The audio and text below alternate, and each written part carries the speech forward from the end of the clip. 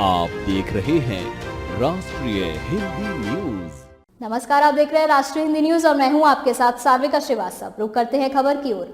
मुख्यमंत्री बनना चाहता हूं पर डिप्टी सीएम से आगे ही नहीं बढ़ पा रहा अजीत पवार। अजीत पवार ने बताया है कि साल 2019 में जिस पार्टी ने जितनी सीटें जीती थी उस आधार पर सीट बंटवारा होगा। उन्होंने कहा कि भाजपा ने जिन सीटों पर 2019 में जीत हासिल की थी उन पर वह लड़ेगी। ऐसा ही एनसीपी और शिवसेना के लिए होगा। ऐसे में सीट शेयरिंग फार्मूला 200 सीटों पर साफ है। महाराष्ट्र के उप मुख्यमंत्री और राष्ट्रवादी कांग्रेस पार्टी एनसीपी के प्रमुख अजीत पवार ने सीएम बनने की इच्छा पर खुलकर बात की। एक कार्यक्रम के दौरान उन्होंने कहा कि वे मुख्यमंत्री बनना चाहते थे लेकिन बार बार डेप्यूटी सीएम के पद पर अटक जाते हैं। इस दौरान उन्होंने महायुति यानी कि एनसीपी, भारतीय जनता पार्टी और मुख्यमंत्री एकनाथ शिंदे की अगुवाई वाली शिवसेना के बीच सीट शेयरिंग पर भी बात की। अजीत पवार ने कहा कि मैं मुख्यमंत्री बनना चाहता हूं लेकिन मैं आगे नहीं बढ़ पा रहा हूं, मुझे मौका नहीं मिल रहा है। उन्होंने ये भी कहा कि एनसीपी के पास साल 2004 में मुख्यमंत्री बनाने का मौका था लेकिन पार्टी ने इसे गंवा दिया। खास बात है कि 2004 में महाराष्ट्र के सीएम का पद कांग्रेस के खाते में आया था। साल 2004 के विधानसभा चुनाव में महाराष्ट्र में एनसीपी सबसे बड़ी पार्टी बनकर उभरी थी। उस दौरान